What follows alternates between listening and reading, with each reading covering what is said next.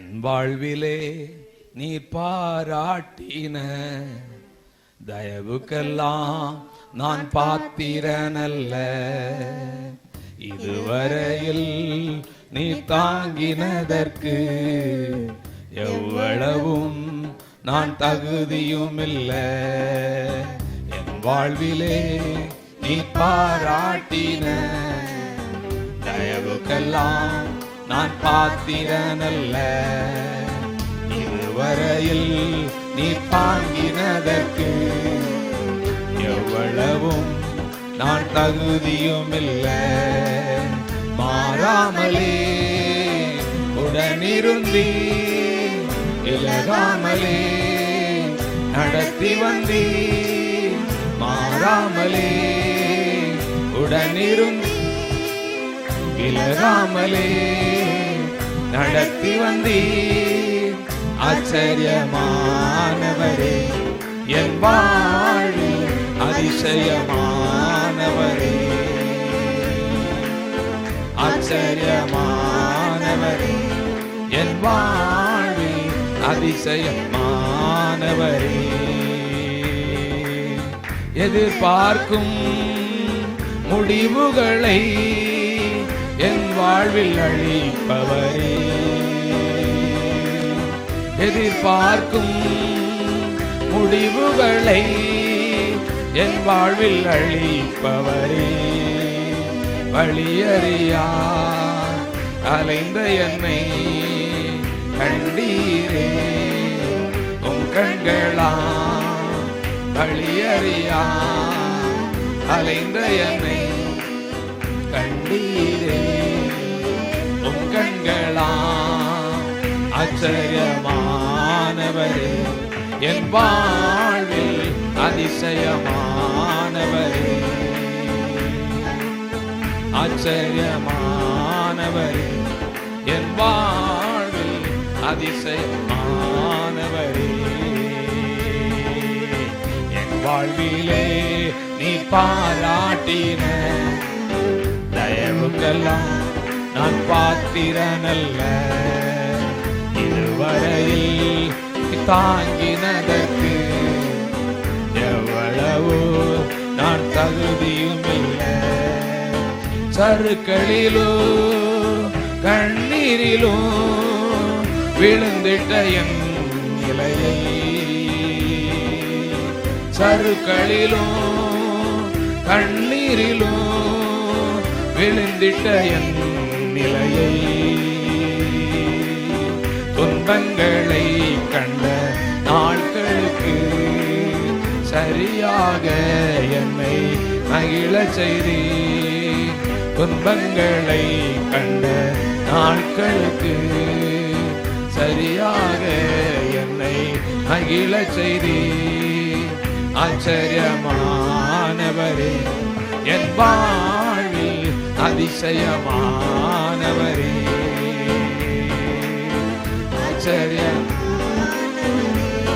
என் வாழ்வில் அதிசயம்.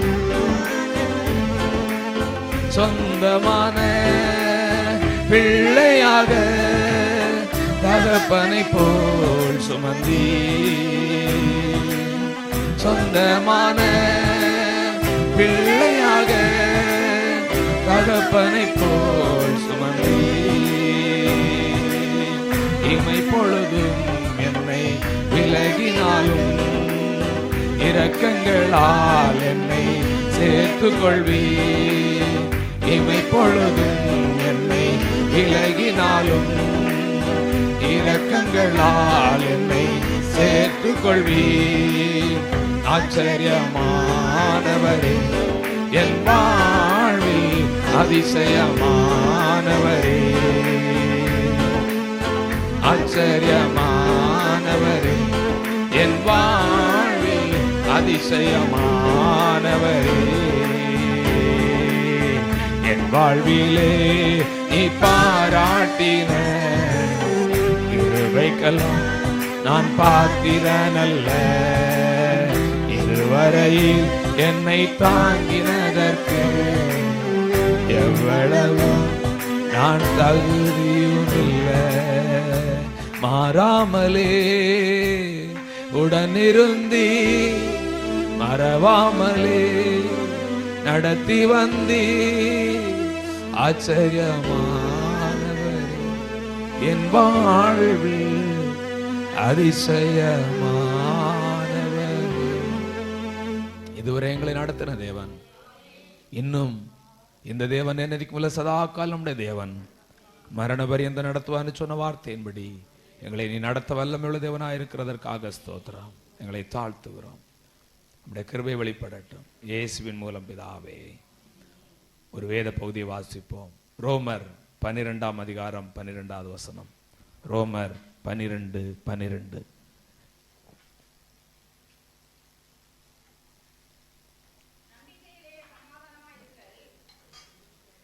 எல்லோரும் சேர்ந்து படிப்போம். நம்பிக்கையிலே சந்தோஷமாயிருங்கள், உபத்திரவத்திலே பொறுமையாயிருங்கள், ஜெபத்திலே உறுதியாயிருங்கள். ஆமென். இங்கு சொல்லப்பட்டிருக்கிறது உபத்திரவத்திலே பொறுமையாயிருங்கள். ஆமென். ஏனென்றால் அந்த உபத்திரவம் நிரந்தரமானதல்ல. ஆண்டவர் அந்த உபத்திரவங்கள் எல்லாவற்றையும் கர்த்தர் மாற்றுவார். உபத்திரவத்தை மாற்றுவார் என்ற ஒரு நம்பிக்கையோடு உபத்திரவத்திலே பொறுமையாயிருங்கள். அதி சீக்கிரத்திலே நீங்கிவிடும் இந்த லேசான உபத்திரவம் அதிக நித்திய கன மகிமையை நமக்கு தரும்.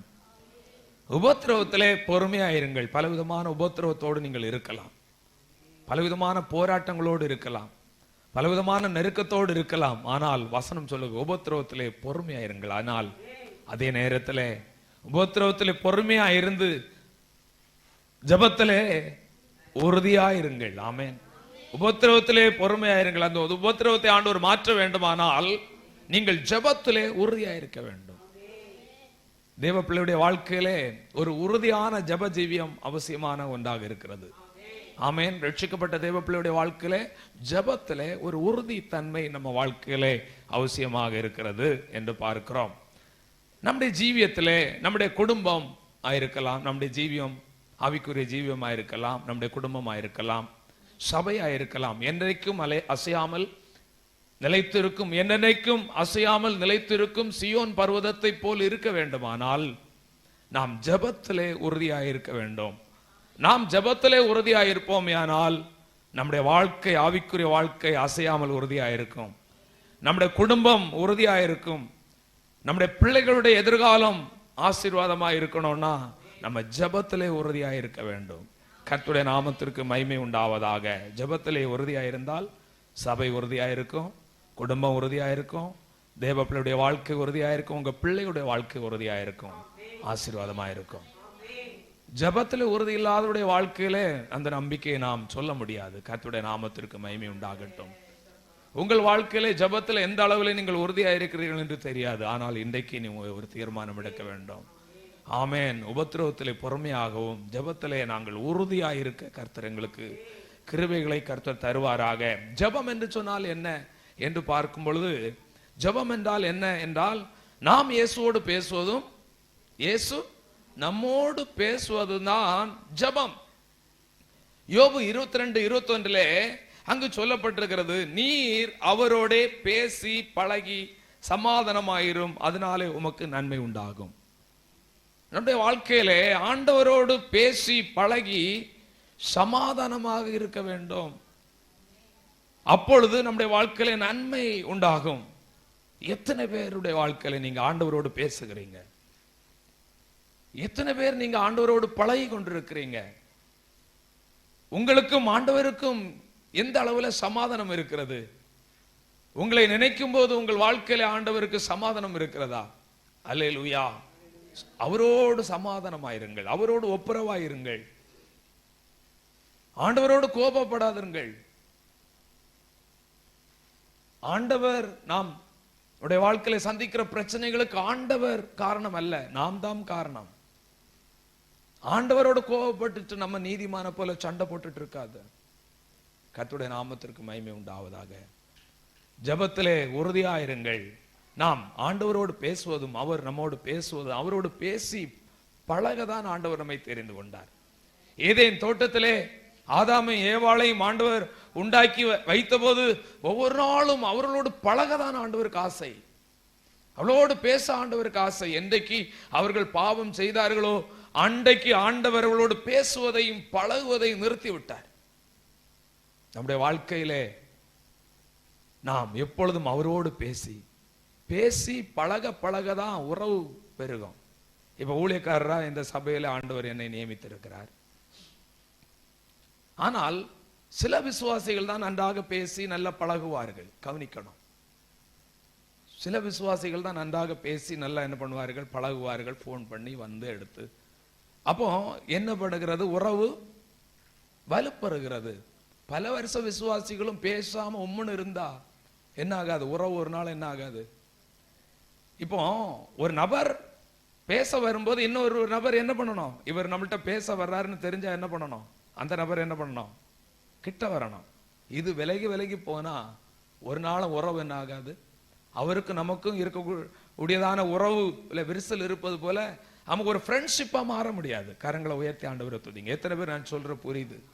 அல்லேலூயா. ஆமா, ஸ்தோத்திரம். கடைசி வரைக்கும் இப்படிதான் இருப்போம். ஒரு உறவில்லாத ஏதோ ஒரு கண்ட அளவுக்கு கடமைக்காக பேசிக்கொண்டு போகிறவங்களாக இருப்போம். கர்த்தருடைய நாமத்தை சிலரோடு பேச முடியாது, சிலரோடு பழக முடியாது. அந்த ஆட்களை விட்டுருங்க. ஆனால் நல்ல பேசி பழகிற ஆட்களோடு, பேசி பழகிற ஊழியக்காரர்களோடு நல்ல பேசி பழகி இருந்தாதான் அந்த ரிலேஷன்ஷிப் எப்படி இருக்கும், வலுப்பெறும், பலனடையும். கரங்களை உயர்த்தி ஆண்டவரை துதிப்போமாக. கர்த்தருடைய நாமத்திற்கு மகிமை உண்டாகட்டும். நம்முடைய ஆண்டவரும் அவர் உயர்ந்தவராயிருந்தாலும் தாழ்மை உள்ளவர்களை நோக்கி பார்க்கிறார். அவருடைய விருப்பம் எல்லாம் நம்மோடு பேசணும், நம்ம அவரோடு பேசணும். அதான் அவருடைய விருப்பம். நம்ம இடம் கொடுக்கணும். நாம் அவரோடு பேசினாதான் அவர் நம்மோடு பேசுவார். ஆமென். அப்போ அந்த பேசி பழகி சமாதானமாக இருக்க கர்த்தர் நமக்கு கிருபை தருவார். ஏன் அவருக்கு நமக்கு சமாதானம் இல்லாம இருக்கு அப்படின்னா, அவருக்கு பிரியமில்லாத காரியத்தை செய்வதனாலையும் அவருக்கு பிரியமில்லாத வழியில நம்ம போவதனாலையும் நமக்கு என்ன வருகிறது அப்படின்னா, அவர் நம்மோடு பேசுவதை நிறுத்திடுறார். விலக்கப்பட்ட கனியை புசிக்க கூடாது என்று சொன்ன போது அதுவரைக்கும் பேசி கொண்டிருந்தார். என்றைக்கு விலக்கப்பட்ட கனியை புசித்தார்களோ அன்றோடு ஆண்டவர் அவர்களோடு பேசுவதை ஆண்டவர் நிறுத்தி விட்டார். அருமையான கர்த்தருடைய பிள்ளைகளே, ஆண்டவர் ஏன் நம்மோடு பேசவில்லை? அவர் நம்மோடு சொல்லுகிற காரியத்திற்கு, அவர் நம்மோடு பேசுகிற காரியத்திற்கு நாம் என்ன பண்ணுவதில்லை, செவி கொடுக்கிறதில்லை. அவர் வழியிலே நாம் நடப்பதில்லை. ஆண்டவர் எனவே என்ன பண்ணுகிறார், அவர் நம்மோடு பேசுவதை நிறுத்தி விடுகிறார். ஜெபம் என்பது ஆண்டவரோடு பேசி பழகி சமாதானமாயிருப்பது. ஜெபம் என்பது அவர் நம்மோடு பேசுவது.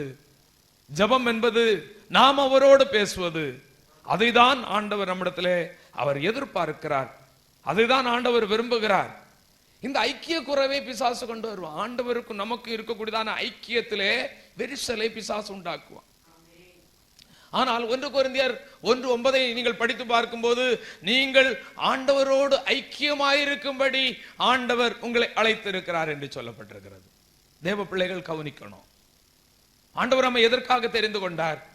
ஏதோ இந்த உலகத்துல பணத்தையும் பொருளையும் சம்பாதிச்சுட்டு போறதுக்கு ஆண்டவர் தெரிந்து கொண்டார். நாம் அவரோடு பேசி பழகி அவரோடு ஐக்கியமா இருக்கணும். இந்த காலை நேரத்துல எத்தனை பேருக்கு ஆண்டவருக்கும் ஒரு ஐக்கியம் இருக்கிறது? யோசித்து பார்க்க வேண்டும். சின்ன பிள்ளைகளா இருக்கலாம், வாலிப பிள்ளைகளா இருக்கலாம், பெரியவங்களாக இருக்கலாம், யாரா இருந்தாலும் சரிதான். ஆண்டவருக்கும் உங்களுக்கும் என்ன ஐக்கியம் இருக்கிறது? அல்லேலூயா, ஸ்தோத்திரம். எப்படி இருக்கிறோம் என்பதை இந்த காலை நேரத்தில் யோசித்து இந்த நாட்களிலே நீங்கள் அந்த ஐக்கியத்தை புதுப்பித்துக் கொள்ளுங்கள். ஆமென். ஐக்கியத்தை புதுப்பித்துக் கொள்ள வேண்டும். சில ஃபேமிலிகளிலே ஃபேமிலி ஃபெலோஷிப் இருக்கும். எதற்காக அந்த ஃபேமிலி ஃபெலோஷிப்? ரொம்ப நாளா பேசி, ரொம்ப நாளா பார்த்து, என்ன இல்லை பழகி ரொம்ப நாள் ஆயிடுச்சு. இப்ப இந்த ஐக்கியத்தை புதுப்பித்துக் கொள்ளணும்னு என்ன பண்ணணும்? எல்லாரும் சேர்ந்து கூடணும். அல்லேலூயா. அதே போலதான் ஆண்டவரோடு நீங்க பேசி ரொம்ப நாள் ஆச்சு, ஆண்டவரோடு பழகி ரொம்ப நாள் ஆச்சு, மனப்பூர்வமா ஆண்டவர் ஆராய்ச்சி ரொம்ப நாள் ஆச்சு, ஆண்டவருடைய சத்தத்தை கேட்டு ரொம்ப நாள் ஆச்சு, ஆண்டவரோடு இடைப்பட்டு ரொம்ப நாள் ஆச்சு, அவர் நம்மோடு இடைப்பட்டு ரொம்ப நாள் ஆச்சு. இன்னைக்கு நீங்கள் மறுபடியும் ஜெபத்தின் மூலமாக நீங்கள் அவரோடு பேசி பழகி சமாதானமாய் ஐக்கியமாய் இருக்க வேண்டும் என்று கர்த்தர் விரும்புகிறார். கர்த்தருடைய பரிசுத்த நாமத்திற்கு மகிமை உண்டாகட்டும். ஜெபம் என்று சொன்னாலே நம்முடைய பிரச்சனைகள் எல்லாவற்றையும் எடுத்து வைப்பது மட்டும்தான் ஜெபம் என்று நீங்கள் நினைத்து விடக்கூடாது. முதல்ல ஜெபம் என்றால் அவருக்கும் நமக்கும் இருக்கக்கூடிய ஒரு உறவு. ஜெபம் என்று சொன்னால் அனைவருடைய வாழ்க்கையிலே கசந்து போகிறது. சிலருக்கு கசாயத்தை குடிக்கிறது போலதான் ஜெபம் இருக்கும். அப்படின்னு அர்த்தம் என்னன்னா, ஆண்டவரோடு பழக விருப்பம் இல்லை, ஆண்டவரை விட்டு தூரமா இருக்கிற அவங்க ஆண்டவரோடு ஐக்கியமாக விருப்பம் இல்லை. இந்த உலகத்திலே ஆண்டவரோடு நம்ம ஐக்கியமா இல்லைன்னா நம்ம எப்படி பரலோகத்துக்கு போக முடியும்? பரலோகத்தில் அவரோடு எப்படி நம்ம ஐக்கியமா இருக்க முடியும்? அருமையான கர்த்தருடைய பிள்ளைகளே, இந்த உலகத்தில் அவரோடு ஐக்கியமா இருக்க கர்த்தர் நம்மை அழைத்திருக்கிறார். அவரோடு ஐக்கியமா இருக்க ஆண்டவர் நமக்கு தெரிந்திருக்கிறார். ஜெபம் என்றால் கடினம், ஆராதனை என்றால் கஷ்டம் என்றால் நான் ஆண்டவரை விட்டு பின்வாங்கி இருக்கிறேன், ஆண்டவரை விட்டு தூரமா இருக்கிறேன், ஆராதனை எனக்கு கசந்து போகிறது, எப்பொழுது இந்த ஆராதனை முடியும், எப்பொழுது இந்த செய்தி முடியும் என்று நான் நினைத்து கொண்டிருப்பேனே, ஆனால் நான் ஆண்டவரை விட்டு தூரமா இருக்கிறேன். அப்படிப்பட்டதான ஒரு சிந்தனையோடு உங்கள் வாழ்க்கையிலே தேவ சமூகம் ரொம்ப போர் அடித்து கொண்டு எப்பொழுது முடியும் என்று கொண்டு அப்படிப்பட்டதான ஒரு நிலையில இருக்கிறீர்கள் என்றால் நீங்கள் ஆண்டவரை விட்டு தூரமா இருக்கிறீர்கள் என்று அர்த்தம். எனவே இன்றைக்கு ஆண்டவரோடு கிட்டி சேர ஆண்டவர் உங்களை அன்போடு அழைக்கிறார். இன்றைக்கு ஆண்டவரோடு சேர்ந்திருக்க ஆண்டவர் நமக்கு கிருபைகளை தருவாராக. அது ஒரு பெரிய ஒரு பாக்கியம். அவரோடு இருப்பது, அவரோடு பழகுவது, அவரோடு பேசுவது, அவரோடு நடப்பது, அவர் நம்மோடு பேசுவது, அவர் நம்மோடு ஆமென் அசைவாடுவது, நம்முடைய வாழ்க்கையில இடைப்படுவது என்பது ஒரு மேலான பாக்கியம். அந்த மேலான அனுபவத்தை கர்த்தருடைய பிள்ளைகளாகிய நாம் அடைய வேண்டும் என்பதற்காக தான் இந்த உளையான சேற்றிலிருந்து ஆண்டவர் நம்மை தெரிந்தெடுத்து ரட்சித்து அபிஷேகித்து கண்மணி மேல் நிறுத்தி பரிசுத்தவான்கள் ஐக்கியத்திலே ஆண்டவர் கொண்டு வந்திருக்கிறார். கர்த்தருடைய நாமத்திற்கு மகிமை உண்டாவதாக. அவரோடு ஐக்கியமாயிருக்க ஆண்டவர் நம்மை அழைத்திருக்கிறார். இயேசுவோடு சேர்ந்து இருப்பதென்ன பாக்கியம், இயேசுவுக்காய் ஜீவிப்பதோர் என்ன ஆனந்தம், இயேசுவோடு சேர்ந்து இருப்பதென்ன பாக்கியம், இயேசுவுக்காய் ஜீவிப்பதோர் என்ன ஆனந்தம், ஆசை என்றும் எந்த நகம் பெருகிடுதே, ஆசை என்றும் எந்த நகம் பெருகிடுதே, ஆனந்தமா என்றும் வாழ வாஞ்சித்திடுதே, ஆனந்தமா என்றும் வாழ வாஞ்சித்திடுதே, இயேசுவோடு சேர்ந்து இருப்பதென்ன பாக்கியம், இயேசுவுக்காய் ஜீவிப்பதோர் என்ன ஆனந்தம், போக்கினார் என் பாவம் எல்லாம் தான் மரித்ததா, நீக்கினார் என் சாபம் எல்லாம் தான் சுமந்ததா,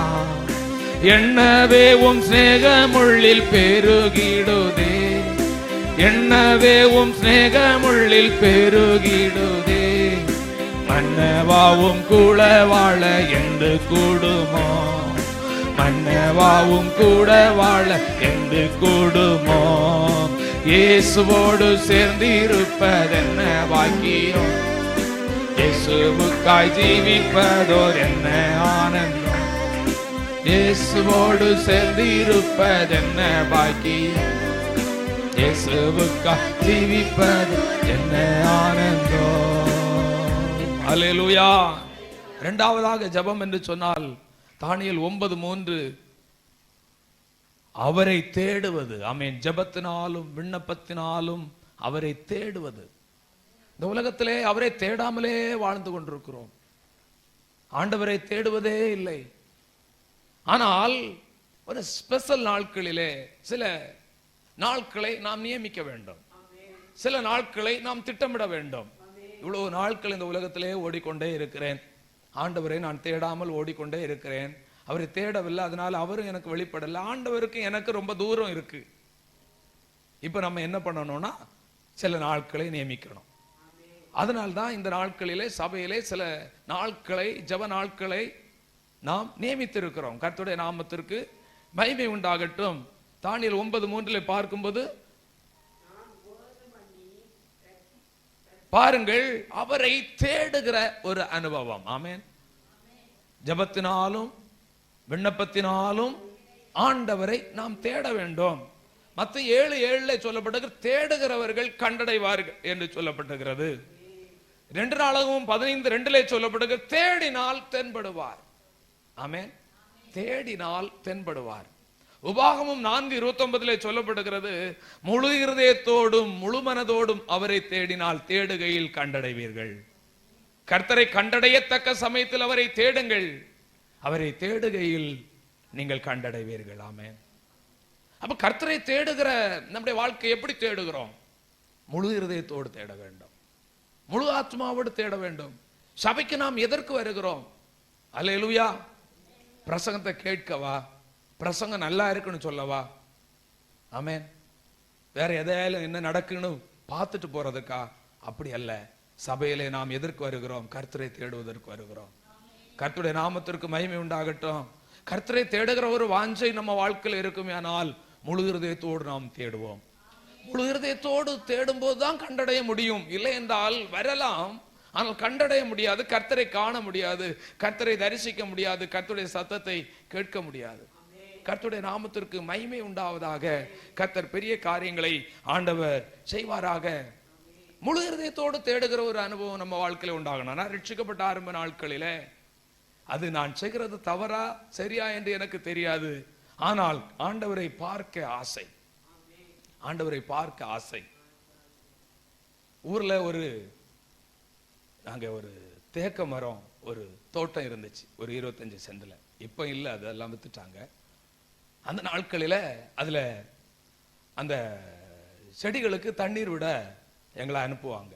நானும் எங்க சகோதரையும் அனுப்பி விடுவாங்க எங்க வீட்டுல. அப்ப நாங்க குடத்துல தான் அந்த நாட்கள்ல தண்ணி எடுத்து, கிணற்றுல இருந்து தான் எடுத்து என்ன பண்ணணும், கயிறு வெளியாக இழுத்து அதை குடத்தை ரொப்பி கொண்டு எல்லா செடிகளுக்கும் விடணும். அப்ப பார்க்கும்போது ரட்சிக்கப்பட்ட அந்த தொடுதலின் ஆரம்பம் எப்படி ஆயிலும் ஆண்டவரை பார்க்க வேண்டும். ஆனால் எப்படி பார்க்க வேண்டும் என்று தெரியாது, ஆனால் ஆண்டவரை பார்க்க வேண்டும் என்று வாஞ்சை. தேடுகிற விதம் தவறானது. நான் எப்படியாலும் பார்க்கணுங்கிற ஒரு இதுல அங்க போய் அங்கும் இங்கும் கண்ணை மூடிட்டு ஜெபம் பண்ணிட்டே இருப்பேன். ஆண்டவரே, ஒரே ஒரு ஜெபம் தான், எப்படியாயிலும் உங்களை நான் பார்க்கணும், எப்படியாயிலும் உங்களை நான் பார்க்கணும், எப்படியாயிலும் உங்களை நான் பார்க்கணும். அப்ப பாருங்கள், தேடுகிற முறை சரியோ தவறோ தெரியல, ஆனால் ஆண்டவர் அந்த வாஞ்சையை ஆண்டவர் கண்ணோக்கி பார்த்தார். அந்த வாஞ்சையோடு இப்படி கொஞ்ச நேரம் போயிட்டே இருப்பேன், இப்படி பார்ப்பேன், ஏதாயிலும் ஆண்டவர் வெளிப்படுகிறாரா, ஆண்டவருடைய தரிசனம் ஏதாவது கிடைக்கிறதா, இப்படி பல நாட்கள் செய்து கொண்டிருப்பேன். ஆனால் ஒரு நாள் ஆண்டவர் எனக்கு 2 முறை ஆண்டவர் எனக்கு தரிசனமாயிருக்கிறார். அந்த நாட்கள் கொஞ்ச நாள் தாண்டி பார்த்தா ஒரு முறை ஆண்டவர் சிலுவை தரிசனத்துல எனக்கு தரிசனமாக மாறினார். நான் இப்படி பார்க்கும்போது என் மாம்ச கண்ணில் அதை காணல, ஆனா ஒரு நாள் சிலுவை தரிசனத்திலே காண்பித்தார். இன்னொரு நாள் நேரடியாகவே ஆண்டவரை பார்க்க கர்த்தர் கிருபை தந்தார். அப்பொழுது ஆண்டவர் வாக்குத்தத்தம் எல்லாம் கொடுத்தார், அபிஷேகம் எல்லாம் பண்ணினார். நான் சொன்னேன், அருமையான கர்த்தருடைய பிள்ளைகளே, உங்க வாழ்க்கையில நீங்க எதை தேடுறீங்க? ஆண்டவரை தேடணும். இந்த உலகத்துல நம்ம கொஞ்ச நாள் வாழுவோம். இந்த உலகத்தை விட்டு நம்ம கடந்து போய் நம்ம யாரை தான் தேடிக்கொண்டிருப்போம், யாரை தான் பார்த்துட்டு இருப்போம் தெரியுமா? இயேசுவை தான் பார்த்து கொண்டிருப்போம். இந்த உலகத்துல இயேசுவை பார்க்க நமக்கு விருப்பம் இல்லைன்னா அங்க ஆண்டவர் நம்மளை கொண்டு போகவே மாட்டார். இயேசுவோடு சேர்ந்து இருப்பதென்ன பாக்கியம், இயேசுவுக்காய் ஜீவிப்பது என்ன ஆனந்தம், இயேசுவோடு சேர்ந்து இருப்பதென்ன பாக்கியம், இயேசுவுக்காய் ஜீவிப்பது என்ன ஆனந்தம், மாட்சி மிகும் நாட்டிலே நான் வாசம் செய்திட, மாசிறந்த வீடனக்கா ஆயத்தமாக, மாட்சி மிகு நாட்டிலே நான் வாசம் செய்திட, மாசிறந்த வீடனக்கா ஆயத்தமாக, கைகளால் கட்டிடாததோ நித்திய ராஜ்யமே, கைகளால் கட்டிடாததோ நித்திய ராஜ்யமே, கண்டிடவே ஆசையோடு காத்திருக்குதே, கண்டிடவே ஆசையோடு, இயேசுவோடு சேர்ந்து இருப்பதென்ன பாக்கியம், இயேசுவுக்காய் ஜீவிப்பதோர் என்ன ஆனந்தம், இயேசுவோடு சேர்ந்து இருப்பதென்ன பாக்கியம், இயேசுவுக்காய் ஜீவிப்பதோர் என்ன ஆனந்தம். நம்ம ஆண்டவரை பார்க்கணும்னா நம்முடைய கண்களை ஏறெடுக்கணும். நம்முடைய மாம்ச கண்ணை எல்லாம் ஆண்டவர் மாற்றணும். நம்ம பார்க்கும் போது இந்த உலகத்தை பார்க்கிறோம், உலகத்தின் ஆசாபாசங்களை பார்க்கிறோம், இந்த உலகத்தின் இச்சைகளை பார்க்கிறோம், மொபைல்ல பல காரியங்களை பார்க்கிறோம். ஆனால் கர்த்தருடைய பிள்ளைகளே, நம்முடைய கண்கள் ஒரு தரிசனமான பார்வையுள்ள கண்களாய் மாற வேண்டும். நம்முடைய கண்களிலே எப்பொழுதும் ஆண்டவரை பார்க்க வேண்டும் என்கிற ஒரு ஒரு ஒரு வாஞ்சை நிறைந்த ஒரு கண்ணாக இருக்க வேண்டும். அல்லேலூயா, ஸ்தோத்திரம். ஒரு லெட்டர் நமக்கு தெரியலைன்னா கண் பார்வை இல்லாதவங்க என்ன பண்ணுவாங்கன்னா அதை கவனித்து பார்ப்பாங்க. எப்படியா இல்லாத பார்க்கணும். அதே போலதான் நம்முடைய வாழ்க்கையில அவரை பார்க்கணும். எத்தனை பேருக்கு இந்த காலை நேரத்தில் இந்த வார்த்தை கேட்கும் போது அவருடைய பார்க்கணும், அவருடைய சத்தத்தை கேட்கணும். அத போல இந்த உலகத்துல மேன்மையான சந்தோஷமான மகிழ்ச்சி இந்த உலகத்துல ஒன்றுமில்லை என்பதை கற்றுக்கொள்வதற்கு ஆண்டவர் கிருபை தந்தார். அல்லேலூயா, அல்லேலூயா. இந்த உலக மேன்மைகள் எல்லாம் ஒரு நாள் அழிந்து போகும். இந்த உலக மேன்மைகள், ஆஸ்திகள், அந்தஸ்துகள் எல்லாம் அழிந்து போகும். ஆனால் கடைசியிலே நாம் இந்த உலகத்தை விட்டு நாம் ஜீவனை விடும் பொழுது நாம் அவரை தான் பார்க்க வேண்டும். நாம் அவரை தான் பார்க்க வேண்டும். இந்த உலகத்துல நல்ல சுகம் பல ஆரோக்கியமா இருக்கும்போது நம்ம ஆண்டவரை தேடாம, நல்ல யங்ஸ்டரா இருக்கும்போது ஆண்டவரை தேடாம, நல்ல வாலிபர்களா இருக்கும்போது ஆண்டவரை தேடாம நம்ம நாட்கள் எல்லாம் தள்ளிட்டோம்னா ஆண்டவர் நமக்கு எப்படி வெளிப்படுவார்? அல்லேலூயா. இன்றைக்கு நீங்கள் ஆண்டவரை தேடுங்க. ஜெபம் என்பது ஆண்டவரை தேடுதல், அவரை கண்ணேறிட்டு பார்த்தல். தானியேல் 10:5 அவர் கண்களை ஏறெடுத்து பார்க்கிறார். ஆமென். தானியேல் 10:5 நீங்கள் படித்து பார்க்கும் பொழுது, தானியேல் 10:5 கண்களை ஏறிட்டு பார்த்தார். ஏறிட்டு பார்க்கையில் சணல் வஸ்திரம் தரித்து தமது அறையில் உபாசின் தங்க கச்சையை கட்டி கொண்டிருக்கிற ஒரு புருஷனை கண்டேன். கண்களை ஏறிட்டு பார்க்கும் போது உங்களுக்கு ஆண்டவர் வெளிப்படுவார். ஆமென். அந்த ஒரு வாஞ்சை நிறைந்த கண்கள். ஆமென். அந்த ஆசை நிறைந்த கண்கள். இந்த உலகத்துல இருக்கக்கூடிய காரியங்களை பார்க்கிற ஆசை அல்ல, அதெல்லாம் அழிந்து போகும். அழியாத அந்த இயேசுவை பார்க்கிற கண்கள் வேணும் நமக்கு. அல்லேலூயா. இன்னைக்கு நீங்க பாத்தீங்கன்னா உலகம் கெட்டு போயிட்டே இருக்கு. சின்ன பிள்ளைகள் கைகளிலும் எப்பவும் மொபைல் போன் இருந்து கொண்டே இருக்கிறது. எதையோ ஒன்றை பார்த்து கொண்டு தங்கள் நேரங்களை இரவெல்லாம் தூங்காம அதை பார்த்து கொண்டு கண்களிலே அந்த தரிசனம் எல்லாம் போயிற்று.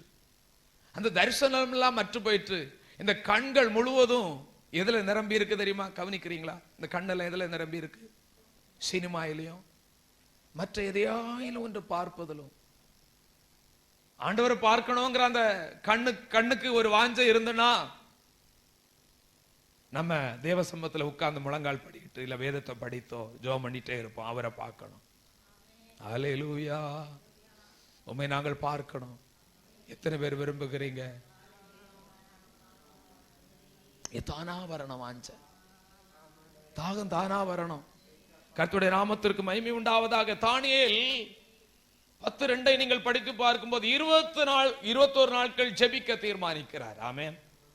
21 நாட்கள் தானியேல் ஜெபிக்க தீர்மானிக்கிறார். தானியேலுக்கும் ஆண்டவருக்கு நல்ல உறவு இருந்தது.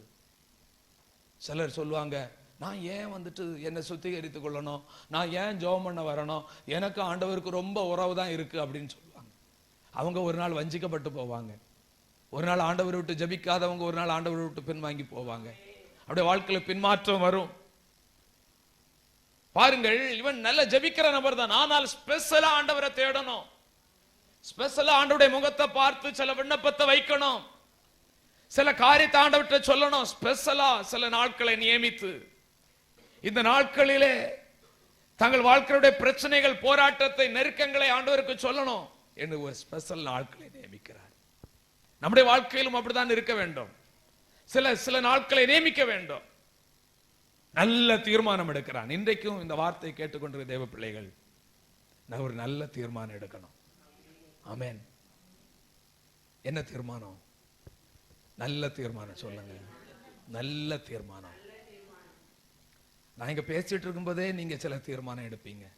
அது நல்ல தீர்மானமா இருக்கலாம், கெட்ட தீர்மானமா இருக்கலாம். ஆனா இன்றைக்கு நீங்க நல்ல தீர்மானம் எடுத்து விட்டு இந்த 21 நாட்கள் ஜெபத்திலே நான் கலந்து கொள்வேன் என்ற நல்ல தீர்மானத்தை எடுக்கும் பொழுது ஆண்டவர் உங்களை ஆசீர்வதிப்பார்.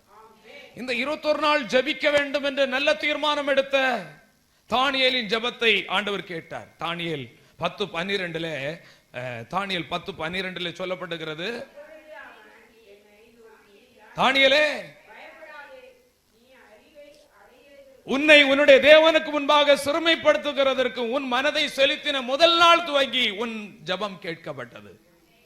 பைபிளை தெளிவா படிக்கணும், இல்லைன்னா படிக்க கூடாது. கர்த்தருடைய நாமத்திற்கு மகிமை உண்டாவதாக. அல்லேலூயா. கர்த்தருடைய நாமத்திற்கு மகிமை உண்டாவதாக. அவன் செலுத்தின முதல் நாள் துவங்கி உன் வார்த்தைகள் கேட்கப்பட்டது. அல்லேலூயா. கவனிங்க, 21 நாள் ஜெபிக்க தீர்மானிக்கிறாரு. ஆனா முதல் நாளிலே உன் வார்த்தைகளை நான் கேட்டேன் என்று சொல்லுகிறார். எவ்வளவு பெரிய ஒரு பாக்கியம். அப்ப ஒரே ஒரு நாள் ஜெபம் பண்ணிட்டு போயிருக்கலாமே, அப்படி இல்லை. நல்லா கவனிக்கணும். 21 நாள் ஜெபிக்க அவர் தீர்மானிக்கிறார். ஆனால் ஜெபத்தை முதல் நாளிலே கேட்டு விட்டார். கரங்களை உயர்த்தி ஆண்டவரை துதிங்க. சிலருடைய சிந்தனை அங்க எங்கேயும் போகுது. உன் கண்ணுல ஆண்டவரை பார்க்கணுங்கிற ஒரு தரிசனம் மட்டும் இருக்கட்டும். அல்லேலூயா. ஆண்டவரை பார்க்கணுங்கிற தரிசனம் நமக்கு இருந்தா 10 நிமிஷத்துக்கு முன்னாடியே தேவ சமூகத்துல வந்து முழங்கால் படிக்கிடுவோம். ஆமென். ஆண்டவரை பார்க்கணுங்கிற தரிசனம் உள்ள பார்வை உள்ள கண்கள் உள்ளவங்களா இருந்தா 10 நிமிஷத்துக்கு முன்னாடியே வந்து, இன்னைக்கெல்லாம் உலகத்துல ஆண்டவரை பார்க்கணுங்கிற ஆசை இன்னைக்கு ஜனங்களுக்கு இல்லை. உலகத்துல எதையாயிலும் அடையணும், உலகத்துல எதையாயிலும் பெற்றுக்கொள்ளணும், அதுலதான் இன்னைக்கு ஜனங்க ஓடிட்டு இருக்கிறாங்களே தவிர, ஆமா பரலோக தரிசனம் ஆண்டவருடைய காரியங்கள் இதெல்லாம் குறைஞ்சு போச்சு.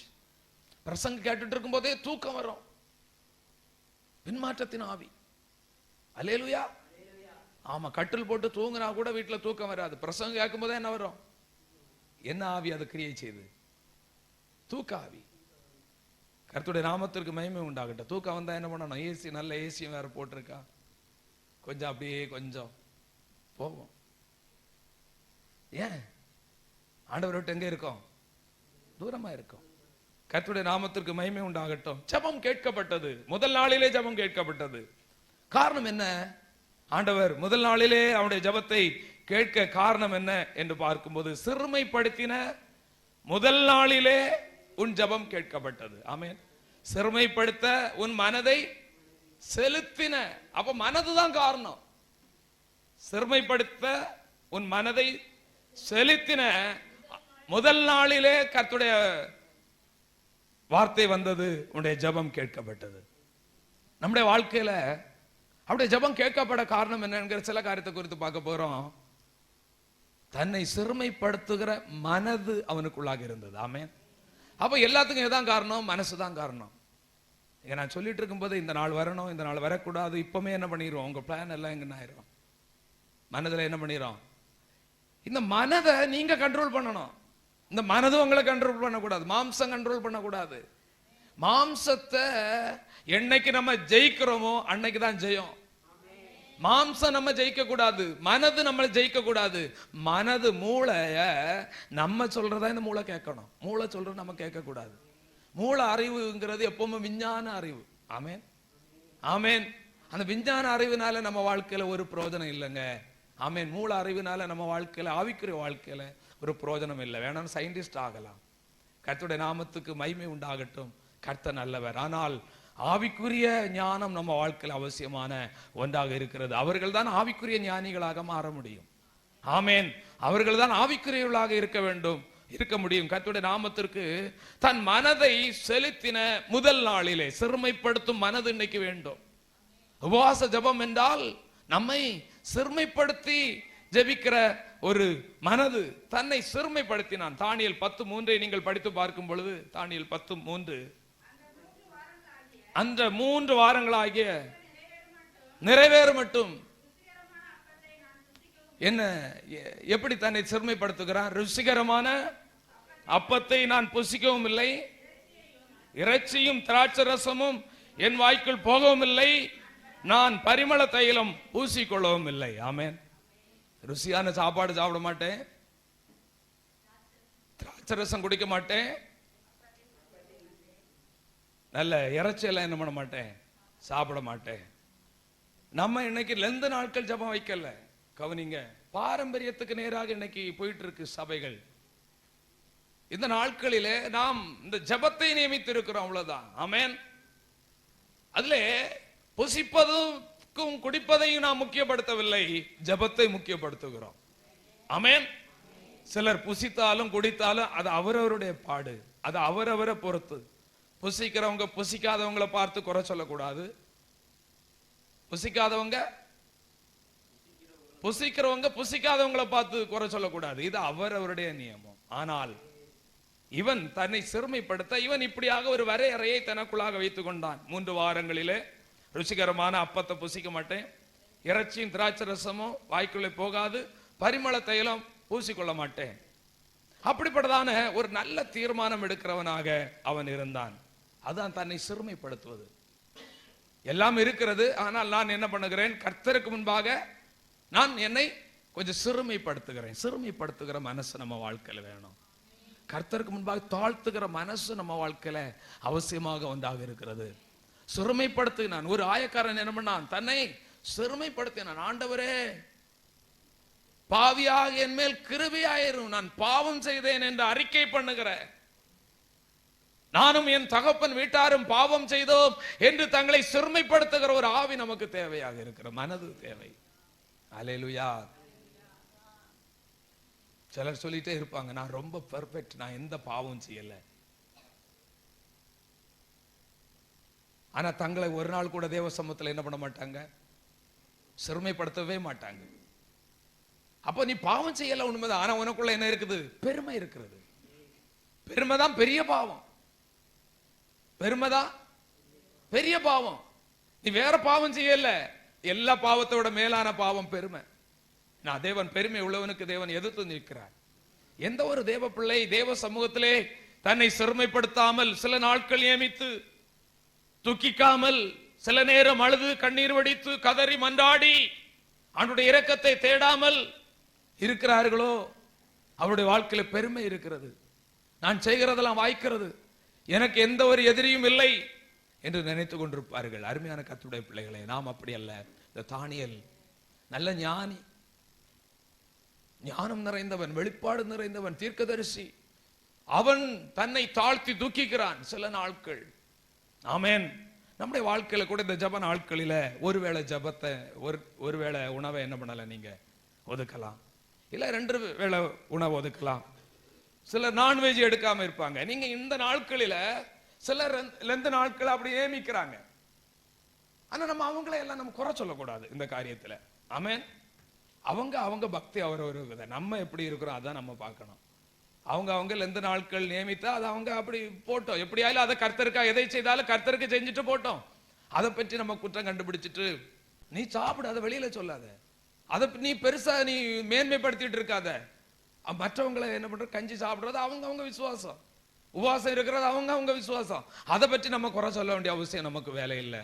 ஆமென். ஆமா, என்னைக்கும் தான் பக்தியா இருக்கணும். என்னைக்கு நீ ரொம்ப பக்தியா இருக்கிற, அல்லேலூயா. சில நாட்களை நியமிச்சு அந்த நாட்களிலும் பக்தியா இருப்பது நல்லதானே. இந்த 21 நாட்கள் நாம நியமித்து அந்த நாட்களிலே சில காரியங்களை தவிர்த்து ஆண்டவரோடு உறவாடுவதற்கு நேரத்தை செலவிடுவது நல்லதானே. ஆமென். நம்ம ஜட்ஜ்மெண்ட் பண்ணுகிறவங்களா இருக்கக்கூடாது. அடுத்தவங்க பக்தியை நம்ம குறை சொல்றவங்களா இருக்கக்கூடாது, மட்டுப்படுத்துவர்களா இருக்கக்கூடாது. அது அவரவரை பொறுத்து. ஆமென். நம்ம 2 நாட்கள் நியமிக்கல, அவ்வளவுதான். நம்ம 21 நாள் ஜபத்தை நியமித்து இந்த நாட்களை பயன்படுத்தி நம்ம தேவ சமூகத்தில் உட்கார்ந்து நாம் நம்மை கொஞ்ச நேரம் சிறுமைப்படுத்தி அவருடைய இரக்கத்தை, கிருபையை, தயவை, சில நன்மைகளை பெற்றுக்கொள்கிறோம். நீர் அவரோடு பேசி பழகி சமாதானமா இரும், அப்பொழுது உமக்கு நன்மை உண்டாகும். ஆவிக்குரிய வாழ்க்கையில நன்மைகளை நாம் பெற்றுக்கொள்ளணும்னா அவரோடு பேசி பழகி சமாதானமா இருக்க வேண்டும். கர்த்தர் நல்லவர். தாழ்த்தி ஜபிக்க வேண்டும். என்னாமும் தரிக்கப்பட்ட ஜனங்கள் தங்களை தாழ்த்தி தங்கள் பொல்லாத வழிகளை விட்டு என் முகத்தை தேடினால் அவர்களுக்கு நான் சேமத்தை நான் கொடுப்பேன் என்று ஆண்டவர் சொல்லுகிறார். ஆயக்காரன் தாழ்த்தி ஜபித்தான். இந்த தானியேலின் ஜபம் முதல் நாளிலே அந்த ஜபத்தை ஆண்டவர் கேட்க காரணம் என்ன அப்படின்னா, அவன் தன்னை சிறுமைப்படுத்தினான். உங்க வாழ்க்கையில ரட்சிக்கப்பட்ட பல வருஷம் ஆகலாம். இதுவரை நான் ஆண்டவருக்கு முன்னாடி ஒரு நாள் கூட என்ன சிறுமைப்படுத்தல, ஒரு நாள் கூட என்ன நான் கொஞ்சம் கூட அர்ப்பணிக்கல, ஒரு நாள் கூட நான் தேவ சமூகத்தில் என்னை தாழ்த்த தீர்மானிக்கல. நீங்க நினைச்சீங்க நான் இன்றைக்கு உங்களை கொஞ்சமாயிலும் சிறுமைப்படுத்துகிறதுல அளவு இருக்கிறது. ஏதாயிலும் சில காரியத்திலே தியாகம் பண்ணி கொஞ்சம் சிறுமைப்படுத்துங்க. ஆவிக்குரிய பலன் உள்ளவங்களா நீங்க மாறுவீங்க. சில நன்மைகள் நடக்கும், சில அற்புதங்கள் நடக்கும், சில அதிசயங்கள் நடக்கும். பிசாசு ஒன்ன தொட முடியாது. பிசாசின் போராட்டங்கள் இருந்து ஆண்டவர் உங்களை விலக்க ஆண்டவர் போதுமான தேவனாயிருக்கிறார். அல்லேலூயா. கர்த்தருடைய நாமத்திற்கு மகிமை உண்டாவதாக. இரண்டாவதாக அவன் கர்த்தருக்கு பிரியமானவனாயிருந்தான். சொல்லுவாங்க, நான் மனுஷனுக்கு நான் பிரியமானவனா இருக்க மாட்டேன், என்ன பாப்பார், என்ன என் இருதயம் ஆண்டவருக்கு தெரியும், நான் கர்த்தருக்கு முன்பாக உத்தமனா இருக்கிறேன். கர்த்தருக்கு பிரியமானவனாங்க நம்ம இருந்தா கட்டாயம் யாருக்கும் பிரியமானவங்களா தான் இருப்போம். அதற்கா பாவிகளுக்கு பிரியமானவங்க நான் சொல்லல, மனிதர்களுக்கு இடத்துலயும் நம்ம எப்படி இருப்போம், பிரியமானவங்களா தான் இருப்போம். சிலரோடு பிரியமானவங்களா இருக்க முடியாது. சிலர் எப்பவுமே நமக்கு எதிராக தான் இருப்பாங்க. 4 பேர். ஆமே, அவன் குடும்பத்திலேயே இருக்கலாம், வேலை தளத்திலேயே இருக்கலாம், எங்கேயா இருக்கலாம், ஊழிய தளத்திலேயே இருக்கலாம். 4 பேர் நமக்கு எப்படியும் எதிராக தான் பேசிட்டு இருப்பாங்க. அவங்கள பிரியப்படுத்த முடியாது, சிலரை பிரியப்படுத்த முடியாது. அதனால அதுக்காக ஒருத்தரையும் பிரியப்படுத்தாம இருக்கக்கூடாது. ஆமேன், ஆமேன். நான் தேவனுக்கும் மனிதனுக்கும் பிரியமாய் நடந்து கொண்டேன் என்று பக்தன் சொல்லுகிறான். இவர் கர்த்தருக்கு பிரியமானவராயிருந்தார். அப்ப நம்ம யோசித்து பார்க்கணும், என் ஜபம் கேட்கப்படணும்னா நான் என் ஒருவனுடைய வழி கர்த்தருக்கு பிரியமாய் இருந்தால் சொல்லப்பட்டிருக்கிறது. நம்ம வழி கர்த்தருக்கு பிரியமானதா இருக்க வேண்டும். காரணம் என்ன அப்படின்னா, சில காரியத்தை மட்டும் வசனத்தை மட்டும் படித்து முடிப்போம். எப்படியெல்லாம் பிரியமாய் வாழ்ந்தான். தானியேல் 1ஆம் அதிகாரம் 8வது வசனத்தை நீங்கள் படித்து பார்க்கும் பொழுது, தானியேல் 1:8, ராஜாவின் போஜனத்தினாலும் திராட்சரசத்தினாலும் தன்னை தீட்டுப்படுத்தல் ஆகாது என்று தன் இருதயத்திலே தீர்மானம் பண்ணினான். நான் என்ன பண்ண மாட்டேன், இந்த நாட்களில மொபைல நோண்டிட்டு இருக்க மாட்டேன். ஆமென். என்ன தீர்மானம் பண்ணா? இன்னைக்கு வயசான இந்த சின்ன பிள்ளைகள் இருந்து, 1 மாச பிள்ளையில இருந்து 100 வருஷ கிழவன் வரைக்கும் எதை நோண்டிட்டு இருக்கிறான்? கவனிக்கிறீங்களா? எதை பார்த்துட்டு இருக்கிறான்? இந்த எப்ப பார்த்தாலும் இந்த கை இப்படியே வச்சிட்டு இருக்கிறான். இந்த மொபைல் போனை நம்ம யூஸ் பண்ண தெரியலன்னா நம்ம அதை என்ன பண்ணக்கூடாது, யூஸ் பண்ண கூடாது. இவனை நீங்க பாத்தீங்கன்னா, ராஜாவின் போஜனத்தினாலும் அவர் பானம் பண்ணும் திராட்சரசம் தன்னை தீட்டுப்படுத்தல் ஆகாது தன் இருதயத்திலே தீர்மானம் பண்ணான். நாங்க பல பிரசங்கம் பண்ணலாம், ஆனா இருதயத்தில் தீர்மானம் எடுக்கிறது யாருதான்? நீங்க தான் தீர்மானம் எடுக்கணும். சில தீர்மானம் எடுக்க வேண்டியது நான், தீர்மானம் எடுக்க வேண்டியது நான். ஒவ்வொருவரும் அப்படிதான் தனிப்பட்ட விதத்தில் நீங்க தீர்மானம் எடுக்கணும். ராஜ போஜனத்தினாலே தீட்டுப்படுத்த மாட்டான். இவனுக்கு உணவு இல்லாம அவன் வந்துட்டு உபவாசம் இருக்கல. ராஜ போஜனம் இருந்தது. ராஜர் போஜனம் எப்படி இருக்கும் ராஜாவுக்கு தான் தெரியும். ராஜ போஜனம் நமக்கு தெரியுமா? ராஜ போஜனம் அப்படின்னா ஒன்னும் குறைவே இருக்காது. என்ன வேணும்?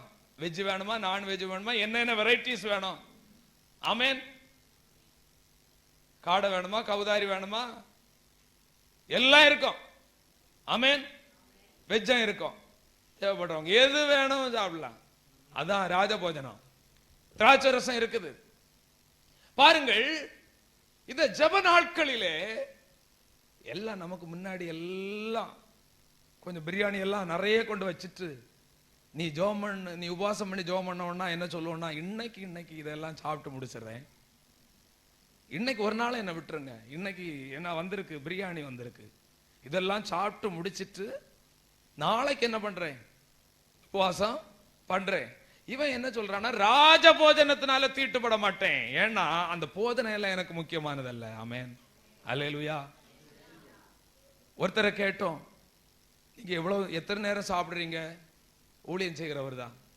அவர் சொன்னாரு, நானும் மனைவியும் ஒரு நேரம் தான் சாப்பிடுறோம். ஏன் ஒரு நேரம் சாப்பிடுறீங்க, மீதி நேரம் எல்லாம் உபவாசமானு கேட்டா, சாப்பாடு இல்லை அதனால பட்டினியை உபவாசமா பயன்படுத்திட்டோம். ஆமென். சாப்பாடு இல்லாம இருக்கிறது அது பட்டினி. சாப்பாடு இருந்தும் உபவாசமா இருக்கிறது தான், சாப்பிடாம இருக்கிறதா உபவாசம். ஆமென். உபவாசம் பண்ணா சாப்பிடாம இருக்கிறது மட்டும் இல்ல, எப்பவும் எப்படிதான் இருக்கணும், தேவ சமூகத்தில் உட்கார்ந்து ஜெபம் பண்ணிட்டு வேதத்தை படித்து கொண்டு நாம் இருக்க கர்த்தர் நமக்கு கிருபைகளை கர்த்தர் நமக்கு தருவாராக. அப்ப ராஜ போஜனம் இருந்தும் அதை தடுக்கணும்னா ஒரு பிரதிஷ்டை வேணும். ராஜபோஜனம் இருந்தும் அது சாப்பிடாம கர்த்தருக்காக தன்னை சிறுமைப்படுத்த நான் தீர்மானித்து இருக்கிறேன்ப்பா. இருதயத்தில் தீர்மானம். எத்தனை பேர் நல்ல தீர்மானம் எடுக்கிறீங்க? எந்த தவறான செயல்களும் செய்யாதபடி நான் நல்ல தீர்மானம் எடுக்கிறேன், கீழ்ப்படிய தீர்மானம் எடுக்கிறேன், தெய்வத்திற்கு பயப்பட தீர்மானம் எடுக்கிறேன், ஜபிக்க தீர்மானம் எடுக்கிறேன், இடைவிடாமல் ஆராதிக்க தீர்மானம் எடுக்கிறேன், இடைவிடாமல் ஸ்தோத்திரம் பண்ண தீர்மானம் எடுக்கிறேன், பக்தியாய் வாழ தீர்மானம் எடுக்கிறேன், ஆண்டவரோடு ஐக்கியமாய் இருக்க தீர்மானம் எடுக்கிறேன், அவரோடு பேச தீர்மானம் எடுக்கிறேன், அவரோடு பழக தீர்மானம் எடுக்கிறேன், அவருடைய சத்தத்தை கேட்க தீர்மானம் எடுக்கிறேன், எப்படியாவது அவருடைய முகத்தை பார்க்க நான் தீர்மானம் எடுக்கிறேன். அல்லேலூயா.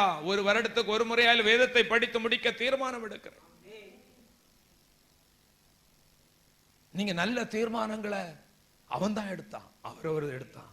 தீட்டுப்படுத்தல் ஆகாது என்று தீர்மானம் எடுத்தான். நான் என்னை தீட்டுப்படுத்த அழைக்கப்பட்டவன் அல்ல, நான் ஒரு வேறு பிரிக்கப்பட்டவன். ஆண்டவர் என்னை வித்தியாசப்படுத்தி வைத்திருக்கிறார், நான் என்னை தீட்டுப்படுத்தி விடக்கூடாது என்று சொல்லி நல்ல ஒரு தீர்மானம் எடுக்க கர்த்தர் நமக்கு கிருபை தருவாராக. அடுத்ததாக தானியேல் 6:6 அவர் இடைவிடாமல் ஆராதிக்கிறவனாக இருந்தான். தானியேல் 6:22 அவன் நீதிகேடு செய்யாதவனாக இருந்தான். இந்த நாட்களில் நாம் நியூஸ்ல பார்த்தோம், ஒரு உச்ச நீதிமன்ற நீதிபதியா, அவருக்கு பேரு சரியா தெரியல பாருங்க, எத்தனையோ அது எந்த அளவுல உண்மை என்று தெரியாது, ஆனா நியூஸ் வந்தது, எத்தனையோ கோடிகளை பணத்தை என்ன பண்ணிட்டாங்களா எரிச்சதாக பார்க்கிறோம். இவர் நீதிபதியா? இவரை எப்படி சொல்லுவது? அருமையான கர்த்தருடைய பிள்ளைகளே, மற்றவங்க பணத்துக்கு மேல ஆசை, மற்றவங்க பொருளுக்கு மேல ஆசை நம்ம வாழ்க்கையில் வரக்கூடாது. நம்ம நீதி உள்ளவங்களா இருக்கணும். ஆமென். நீதி நிமித்தம் பசிதாகம் உள்ளவர்கள் பாக்கியவான்கள், நீதி நிமித்தம் துன்பப்படுகிறவர்கள் பாக்கியவான்கள். ராஜாவுக்கு நீதி கேடு செய்யல, லஞ்சம் வாங்கல, பரிதானம் வாங்கல. அந்த சூழ்நிலைகள் எல்லாம் வந்தா, அந்த லஞ்சங்களும் பரிதானங்களும் நம்ம வாங்கினா நம்முடைய எங்க அர்ப்பம் தெரியுமா? அதெல்லாம் நம்முடைய சந்ததி, நம்முடைய சந்ததி வாழையடி வாழையாக வாழ்ந்திருக்க கர்த்தர் நமக்கு கிருபைகளை. கர்த்தர் நல்லவர். அல்லேலூயா. எக்கால சத்தம் வானில் தோனித்திடவே என் இயேசு மகாராஜனே வந்திடுவான். எக்கால சத்தம் வானில் தோனித்திடவே என் இயேசு மகாராஜனே வந்திடுவான். அந்த நாள் மிக சமீபமே, சுத்தர்கள் யாவரும் சேர்ந்திடவே. அந்த நாள் மிக சமீபமே, சுத்தர்கள் யாவரும் சேர்ந்திடவே.